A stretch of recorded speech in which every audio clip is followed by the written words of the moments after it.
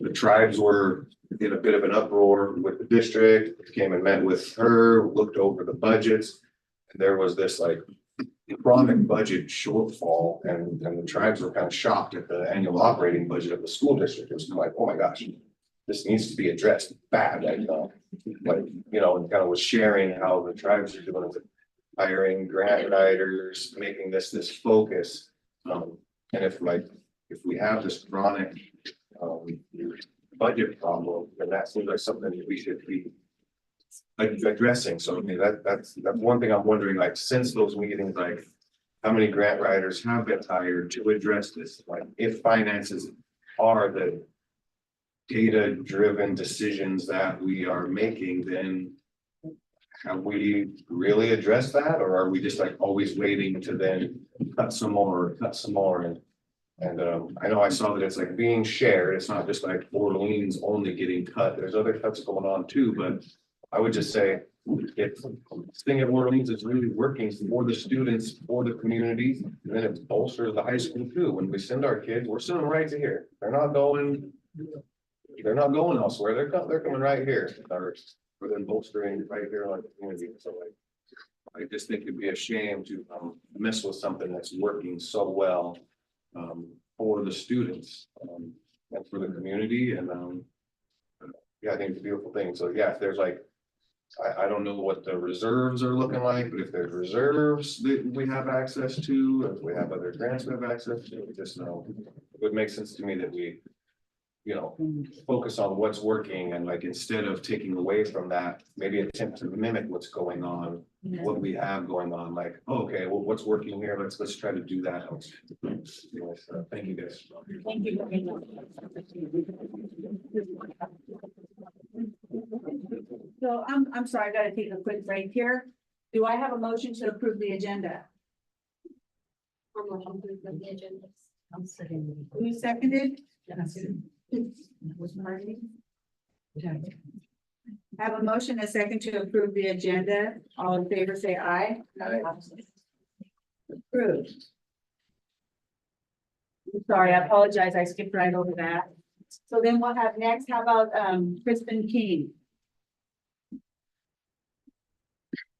We're trying not to. So, I've been to these meetings before, and I'm the rep for the tribe in Orleans. And I've emailed you all a letter that the tribe just barely got the 11th hour to you got out for support of the Orleans school and the positions that are current. And the chairman and our education and PICYOG directors have all signed it. And it has possible solutions to what's going on. And that's our official stance on it. The letter. And I didn't have time to print it to share with the audience. Oh, okay, you guys can read it as it goes around, but you all have it You emailed. have it emailed? Okay. You hand that to one of the board members. I didn't see it. No, they- I know, but they're not gonna have you check it before they go to closed session. So just having the key points is gonna be.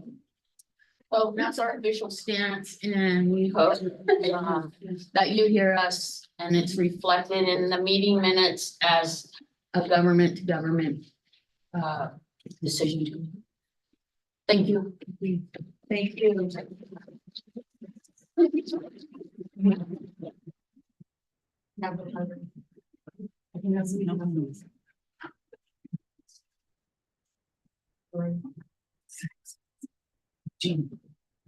Is it Eugenia Saxon?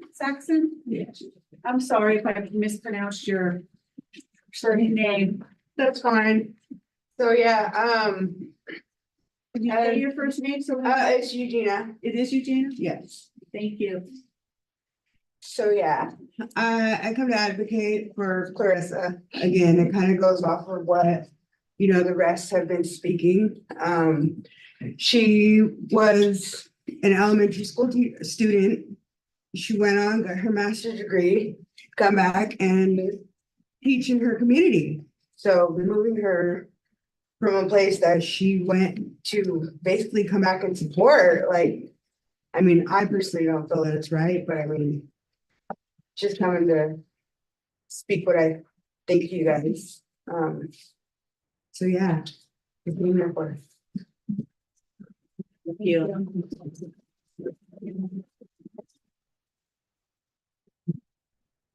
Megan Pereira? Yeah.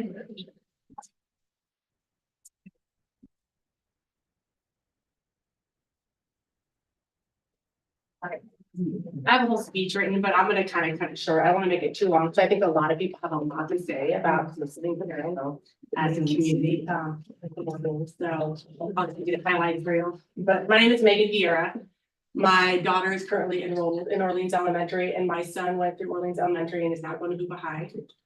I want to start by saying, I know it's really budget cuts, like, we all have to deal with it personally, and it's like really the worst to have to cut anything from a school, any teacher, anywhere. The more teachers, the better. I'm all for that. But Orleans is a unique case because, I worked there a few years back when there wasn't 4 teachers, there was just 3, because we were shy a teacher. And Karen wasn't full-time yet, and it was crazy. It was really, with multi-grade classes, you can't have too many grades in one class. It's just not age appropriate.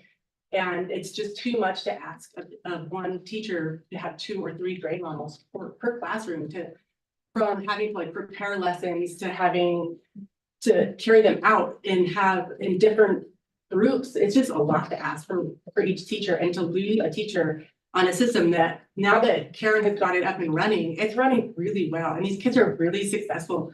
Every day there's more kids showing up to class, and the test scores are really good. And I know test scores are test scores, not all kids test well, but the fact that they've gone up so high, it really says a lot for what's happening in Orleans. And I think it really needs to be noticed that, like, if we, like, I know our numbers are down, but like, it's a temporary thing. Like, numbers fluctuate every year. Like, we only have 4 kids graduating, but a bunch of kindergartners are gonna come in, and then the numbers will be back up. And then at that point, we're gonna be losing our full-time administrator, our principal, and a teacher, and then the numbers will be back up, and then we're gonna be really in trouble because we're gonna have way too many kids for 3 teachers. It's just gonna be, and it's gonna really, all the hard work that Karen and Clarissa have put in to make this school extremely successful is gonna go down the tube. They have Karen's really carefully curated system so that having multi-grade classrooms works, because some teachers have 3 grades and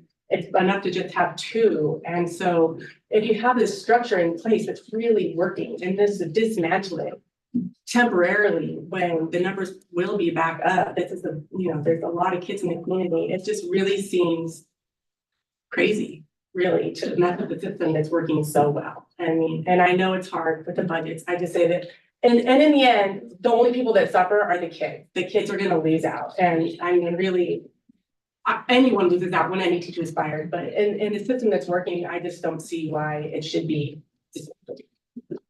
So that's my highlights reel. I'm just gonna tuck this away. If you guys want it, I could turn it in later, but I really hope that you guys, Clarissa and Karen, are irreplaceable. And I really hope that we don't have to go through the process of replacement.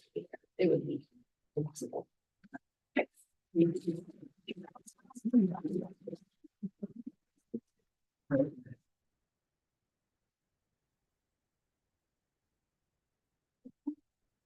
That's not what she wants.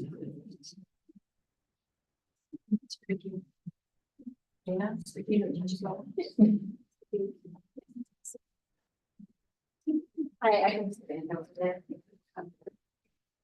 Hi, my name is Regina Chigazola. I am a parent at Orleans Elementary. I'm also the executive director of State California Examine, an organization that puts in as much free work as we can to support the students in the school district. Our education director couldn't make it tonight, so apologies, but he has, I think, 5 kids within the school system. I have 1. And I know we're talking a lot about the success at Orleans, but one of the things I wanted to bring up today is that it hasn't always been that way. My son's been going there since he was in TK. And it was really rough when he started out. There were a lot of behavioral issues. There were a lot of substitute teachers. He was getting bullied and violently threatened in the schoolyard. He had behavioral issues and learning issues, and he was unable to get help for a long time. It took until last year for him to get a 504. He's here today. Maybe he'll speak. I don't know. But Karen, because we don't have a special ed teacher right now, and because we don't have counselors and we don't have services, and I mean, if people don't know, we don't have a Boys and Girls Club. We don't have a public gym. We don't have tutors that come in from the tribes. And I know everyone is really suffering, but what we do have is really committed good teachers. And like they're helping our kids through things and bringing their test scores up and also making sure that they're emotionally cared for. And like when my kid needs extra space so that he can finish a test, he goes to Karen because she's all there is, you know, and there is no one else to help him, you know, and like he's had a lot cut from his 504. And you know, and the counselor from here, she can't come out because you guys need her here, you know? But we have these great teachers and it hasn't always been this way. It truthfully has just gotten this way. And they've gotten to the point where they've helped him through their COVID learning loss. And that was extreme. And I think we all know that was extreme. And so I know that like our numbers are down and it sounds like they will be back up next year, but I wanted to say like not only have our teachers done what we need to make our kids feel comfortable and safe, but my kid is in a classroom where there's 3 grades at once and his teacher is here today and she is dealing with it, but it's hard, you know, like she has to teach one group of kids and then teach a different group of kids and then teach a different group of kids. That means they get that much more instruction, that much less instruction time. And when they fall behind, there's no one to help them catch up except for parents. So by cutting these positions, like you could go from a situation where the kids are feeling safe in school and supported and getting good grades to a situation where they're being exposed to inappropriate behavior and bullying and things like that again. And we finally got something that works. And so I really hope we can work out using reserve money or having talks to figure out where there could be other cuts so that we can keep these kids supported. And 2 days notice makes it hard for us to come up with solutions, but we really do want to work with you. And this is who showed up with 2 days notice. So that really shows you how much we love our schools. So thank you. Thank you.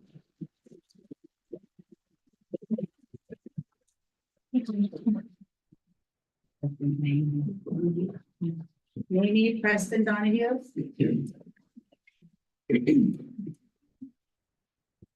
AP. My name is Mamie and I'm a parent at Orange Elementary and I teach Korean language as well here and at the high school.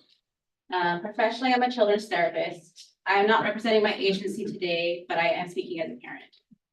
I am coming before you to advocate to not reduce our school teachers down to below 4 and to keep our administrator Karen full-time for the following reasons. 1, our kids do not do well with huge classes, especially considering we do not have an in-person special ed support or formal staff employees in many of the classes. As it is, the school district struggles to stay legal as far as special education requirements. And keeping a teacher and admin may result in the district falling below basic lawful requirements. I know for a fact, one of my sons has helped onto his special education Zooms with a contracted staff person that doesn't work for the school district, only because Karen is there to help staff make it happen and the teacher all work together to make it work. Number 2, multiple grades in one class is not developmentally appropriate. We need 4 teachers at a minimum. As someone who comes in to teach language and culture, the class sizes are right now just small enough for 1 teacher to effectively and safely manage the class and teach all required core curriculum, considering that many kids who get triggered need special attention on a daily basis, and that's often Karen. Number 3, Karen is needed to offset the lack of structural supports not offered by the school district, like substitutes, special education, counseling, and conflict resolution. As a therapist who comes in from an outside agency to this school district, I remember when her time was split between the other river schools, and it was guaranteed, always needed whenever she was gone at one of the other schools. Something came up every single time. There are not as many big problems now because she is there full time and local agencies are not able to provide more support at this time. I tried, trust me. So let's not backslide.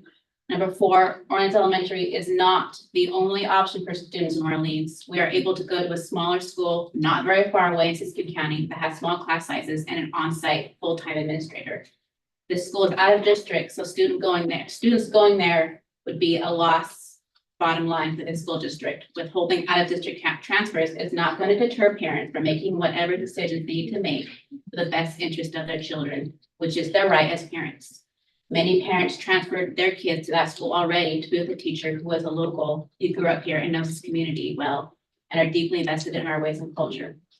Number 5, the teacher on the chopping block is a local Indigenous woman who we all know and love. I taught her myself when I was a long-term substitute teacher for the school district. We need to show our kids that when they do well, when they get their degrees and do what is right by their people, that we as a community will have a place for them to return to and make them a priority. We want our kids to return and better our communities because only our people can truly know what is best for healing ourselves and healing the same people. Thanks for your time.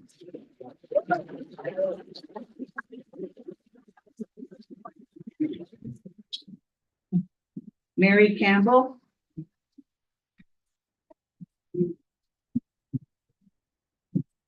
Evening. I'm here to discuss, basically an issue at Hoopa Valley Elementary School. So really quickly, my name is Margaret Mary Campbell. I'm a lifelong community member, Hoopa tribal member. I have 4 children, 3 of which who are all members and go to school at Hoopa Elementary. My oldest is in 7th grade. I have served on site council since he was in kindergarten, with the exception of 1 year that I tried to get away and I was recruited back mid-school year. Because of lack of other parents willing to come to these meetings. So I have been through 4 principals at Hoopa Elementary and know just about every one of the teachers. I've volunteered in their classes. I'm not going to call myself the best community volunteer, but it was said at one time I should probably have my own badge in the office because I'm constantly filling out the visitor passes. So just as a little joke, but yeah, I'm there all the time. So basically, I'm not gonna throw anybody under the bus. I don't want to talk about anybody specifically. I do have letters for you that I want to give you guys before I'm done, and you can read them in executive session, because I don't want to mention anybody's names. But the issue right now is a lack of an administrative follow-through, oversight, compassion, and respect for not just our teachers, but our students and our community at Hoopa Elementary. So I'm really concerned. I'm a bit shocked by what I've seen, witnessed, and experienced there in this last school year. Have never had to come to the podium before, but I'm here now. So I also am asking that the board give a directive that the site council get an up-to-date budget. I don't exactly know where we are with our CSI money. I don't know where we are with our Title I money.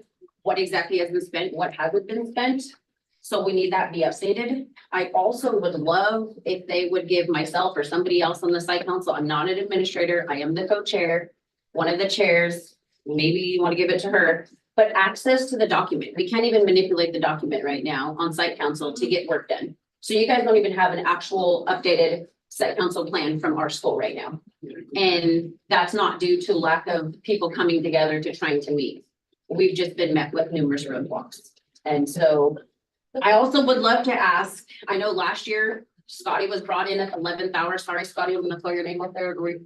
Sorry, but he was able to get us on the right track. We were able to do some electronic voting. We got our nominations in, we got the voting out via email, and we were back on track. And that was very helpful. And thank you, Scotty, for stepping up. I don't know who gave you that directive, but it was amazing and it was beautiful and it happened and it was wonderful. I would love if that could happen again this year because there's just been a lot of back and forth and it feels like we're getting into rocky waters again. And I would like to get out of rocky waters. I got a paddle. I'm ready to paddle. Let's bust a move. And so that's why I'm here today. If we can make that happen. There's more information in my letter. I'm going to give that to you guys right now. I don't know who can pass those out, but I have 7 copies here. And so it would be awesome if you guys could consider this. Thank you. Good job. If you need a volunteer, my phone number and emails on the list. Thank you.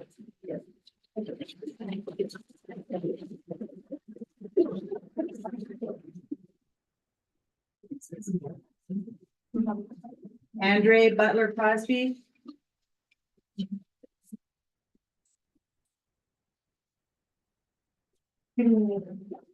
I'm here tonight to speak in opposition of action item 9C and to let you know the impact your decision will have on Orleans Elementary School. A great teacher in every classroom is one of the most important resources we can offer our children.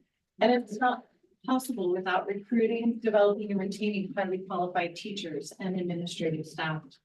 The students in our school are thriving, as evidenced by our latest round of math testing, and we are meeting and exceeding our LCAP goals. Why break what's working and give us an unworkable situation? We ask the board to think creatively and fund our site equitably to help us retain our team. We ask for fair allocation of resources to best meet the needs of our communities. We ask for equity and allocation. Our district recently received a large grant for California Community Schools. Thank you, Scotty.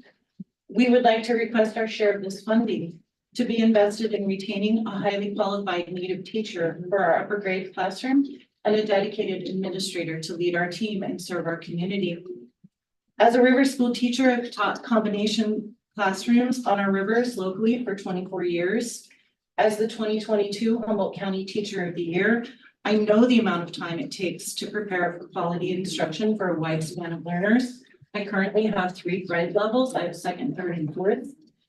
I also know the value of a dedicated team of educators and the effect they have on student lives. Our current team is the best I've ever worked with, and our results speak for themselves. With the loss of a team member and an administrator, we will no longer be able to staff our current model of instruction. Our staff will be overburdened, SFA will be unsustainable, and our students will be less prepared to transition to higher education. Expect more teacher turnover. Our enrollment has only dropped by 5 students, and 14 TK students are ready to enter kindergarten. I ask you, where will they go? If we lose a member of our teaching staff, our 3rd through 6th graders will be in the same classroom. That's not in the best interest of our kids. It's not in the best interest of our community. And in order to retain this enrollment, as Mamie spoke earlier, and attract new students, we need to continue to offer a solid educational program and a well-balanced staff. More families may leave. We need 4 teachers for our K through 8 school. Our administrator, Karen Cole, is a daily part of our teaching staff. Without her daily presence on campus and in the classroom, we would not be able to sustain our academic program. We've been fortunate to thrive under her dedicated leadership. An overextended workload may very well drive her to a more suitable opportunity. I'm concerned about the reduction in administrative staff for Jack Norton and Wichita Elementary Schools. The small river schools deserve adequate leadership and funding to sustain our programs. Our communities, Jack Norton, Wichita, and Orleans, deserve a fair share of resources. According to the 2nd interim working budget that you're reviewing tonight, on page 104, our district reserve is currently over 26% and projected to rise over 32% on page 105. And that's well over the required 4% minimum. There's enough money for all of us. This isn't a time of scarcity, but a time for equity. It's within your power to vote for our children in favor of equity for all of our schools, for our staffs and our communities, for your children and grandchildren. Please vote no on action item 9C. Thank you.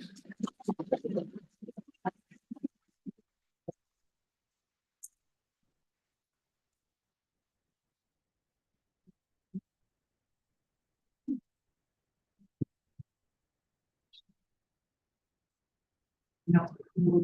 Sean, do you know who?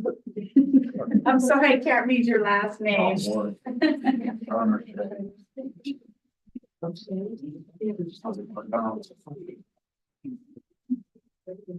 Every daughter in Orleans in 7th grade. Also worked at the kindergarten PKM program. We won the school. Your curriculum, but you have the letter in your email from the parent what they think about this. I'm speaking as a parent tonight. I know everyone's talking about the test scores. It's really amazing what they got. It's not even possible with less teachers, you know. The COVID learning loss is real, and like they're making it up, you know, with this team of teachers. And having Clarissa, she's like Orleans success and a native success. What's the ratio of native teachers at your district, you know? We have one now. She came back home, you know, it's amazing. And the kids love her. Look, all these kids are here to stand up to the teacher, you know. So, but even if with my Clarissa, we lose just 3 teachers. That's because of the numbers this year that are not even next year's numbers. And when do we get that teacher back if we lose that teacher? When would that ever happen, you know? It's like just gone and like the third and sixth graders together. Like when you go in the classroom with a pick up, like it's just gonna be like they can't really teach that few many students, you know?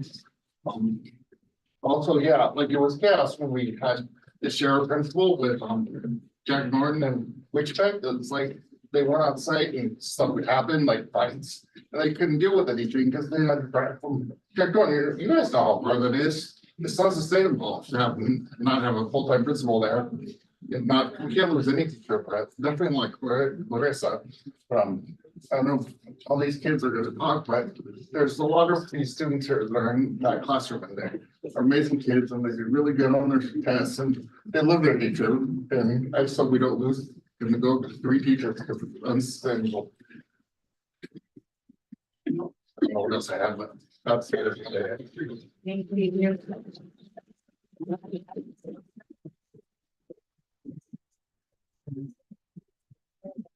Teresa, Sarah?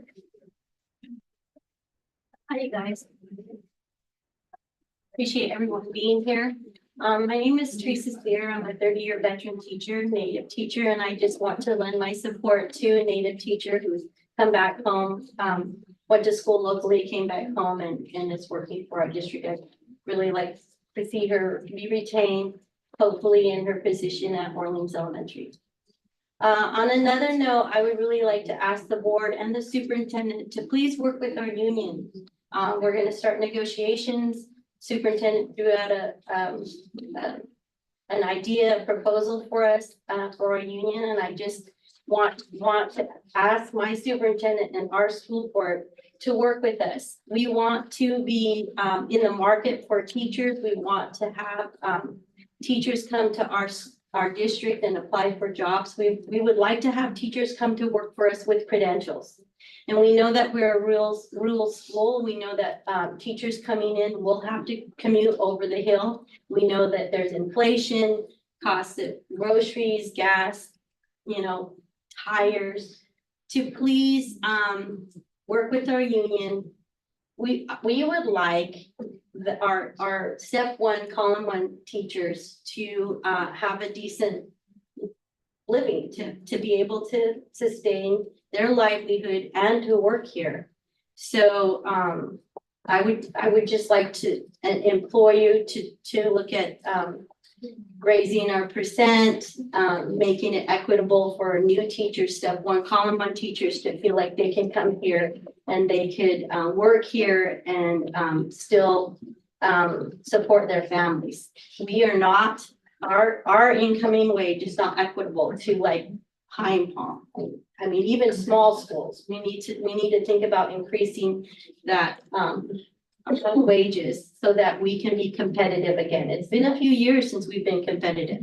Thank God that we have teachers stepping out of their roles to come and work for us, and to still try to maintain their, or at least earn their credential while they're in their classrooms. So let's be competitive. Let's get back into the market and let's get teachers to want to come over here and provide them a living wage, something that's comparable to, you know, some of the other schools in our county. So please work with us. I appreciate you guys. Thank you.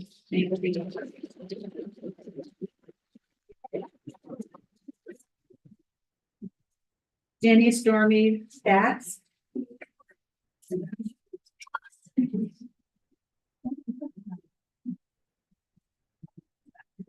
Hi, good evening. I'm not gonna say anything long. I'm another parent who wants to support the Orleans school, keeping our teacher and full-time administrator. I think other parents and other students will speak more eloquently than me, but I want to hear another person in the community saying how important that is to us. Thank you.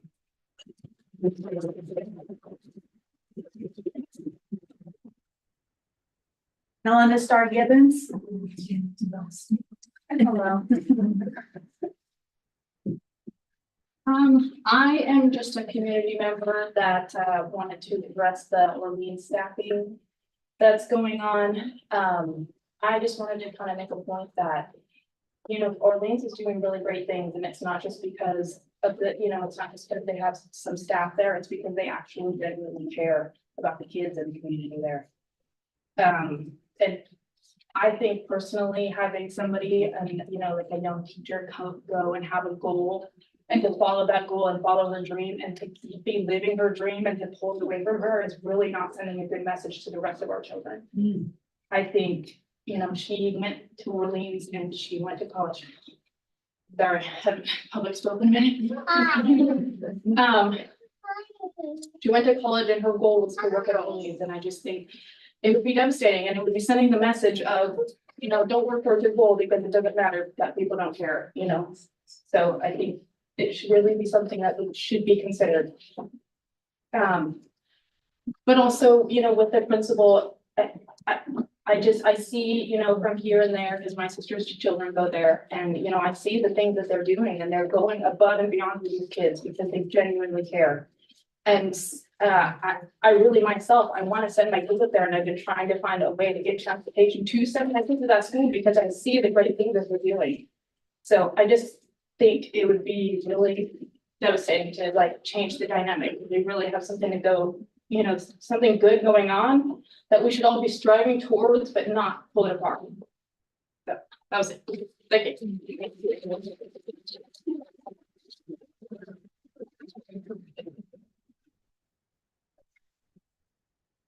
Okay, if we don't have any other comments, we'll go into closed session at this time, and then we'll be back in about an hour. Hopefully, about an hour.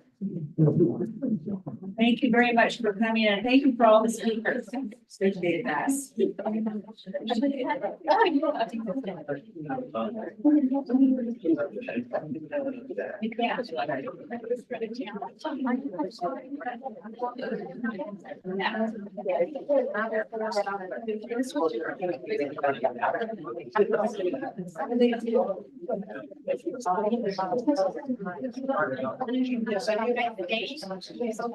Yeah. We're going to try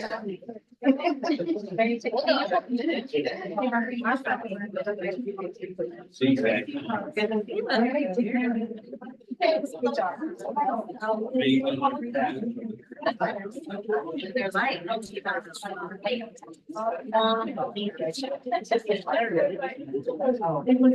job. I shall be. I do.